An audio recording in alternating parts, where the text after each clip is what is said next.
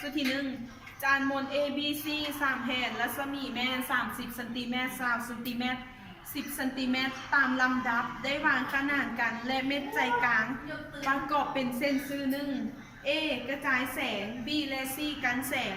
ระยะห่าง AB บ่เปลี่ยนเท่า 1.2 เมตรจงคิดไล่ระยะ BC ใน2กรณีคืออันนี้แม่นจานหมุน A B C จุด O A ของเขา A หา B มีระยะห่าง 1.2 เมตรรัศมีของ A หา A ขีดแม่น30เซนติเมตร B ขีดแม่น20เซนติเมตรและ C ขีดแม่น10เซนติเมตรจากนั้นบทเลขโจทย์นี้คือเพื่อนอยากให้เราซ่อมหาระยะห่างของ B หา C นี่แม่นมีระยะห่างเท่าไรแล้วกับ BO และ CO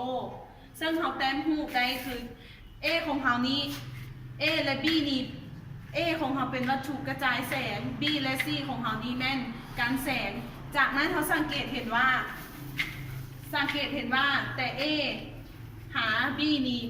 เป็นรูปสามแจคือ A ขีดหา A B ขีดหา B เป็นรูปสามแจจากนั้นเขาจะออกมาแต้มเพื่อให้บึงง่ายก็จะได้ A ขีด B ขีด B จุด O เมื่อเป็นรูปสามแจแล้วเขาจะนำไส้และกินตาแลบในการซอกหาคืออัตราส่วนรูปใหญ่ส่วนแห่งอัตราส่วนรูปน้อยจากแล้วเราก็จะได้ A ขีดส่วนแห่ง AO เท่ากับ B ขีดส่วนแห่ง BO เมื่อเราได้สูตรแล้วเราก็จะเอาตัวเลขแทนไส้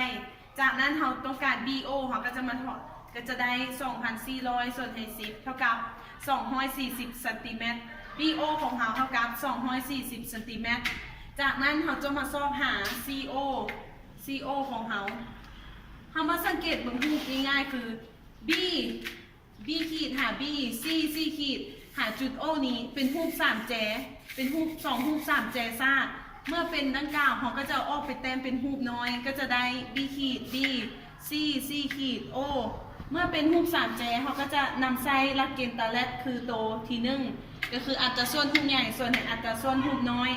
เมื่อได้สูตรแล้วก็แทนตัวเลขใส่ CO ของเรา100เมื่อได้ทั้ง CO และ BO แล้วเราจะมาเอา AO คือ AO เท่ากับ AB ลบ BC บวก CO แทนตัวเลขใส่ AO จะเท่า360เซนติเมตรจากนั้นเราได้ทั้งหมดทั้งมวลแล้วก็จะมาซ่องหา BC ระยะห่างของ BC จะได้ AO ลบ AB ลบ CO BC ของเราเท่า120เซนติเมตร